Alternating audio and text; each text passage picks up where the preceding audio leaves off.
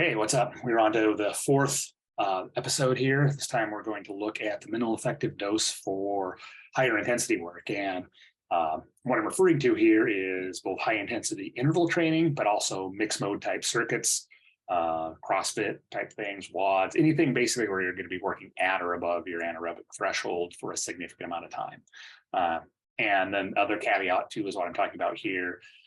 Does not apply if you're training for sports that actually happen at that intensity. So if you're running a mile, 5K, CrossFit, high rocks, a variety of things that do happen at these higher intensities, you're going to need to do more than the minimum effective dose if you want to be successful in most cases. So what I am talking about is a broad, comprehensive fitness program so that you can touch on a lot of physical qualities, feel good, and have great capacity for pretty much the unknown. In that case, what I find is doing about one session about every 10 days is what I often do, and at about a maximum of 10% of the overall weekly volume.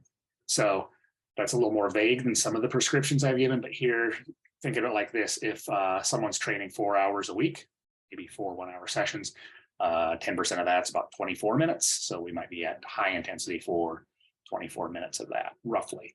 At times in a yearly program, I'm going to have phases maybe where we bring this in a little more and develop a bit more, like 6 weeks or so.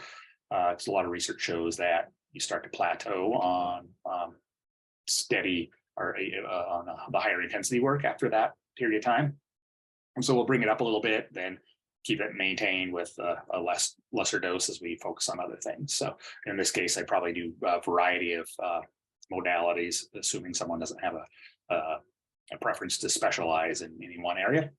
And really, most of the people I work with are pretty experienced trainees and have a pretty long history of doing higher intensity work. So really, they only need occasional touches on it. Whereas if someone's newer, then I might want to actually spend more time developing that quality in the first place. I find, the best way to have good performance at high intensity and recover well is it really needs to be built on a base of strength and aerobic development. So spending your time there is going to give you the ability to actually go hard, really get the benefit of the higher intensity work, as opposed to a steady diet of constant high intensity work. But it's definitely something that I want in the program also. There's certain schools of thought that think gen pop type fitness doesn't need the higher intensity work, and I'm not of that mindset. When exposure to it for better mitochondrial density, mitochondrial health, more capitalization, VO2 max development, which VO2 max is certainly one of the main things that's correlated with longevity and overall buffering capacity. So the good rule of thumb I use too is that people ought to be looking forward to the somewhat infrequent high intensity sessions and actually feel like when they're doing them, they can really dig in and give it their all. That's a good indication that I'm doing well with the dosing of it. If someone's kind of just getting through them, maybe dreading them, it doesn't feel like they can really dig in and go, then somewhere they're not recovering enough. So something in the program probably needs some adjustment. So always reach out if you have any questions. I'd love to hear your thoughts, and we'll move on to flexibility development next week.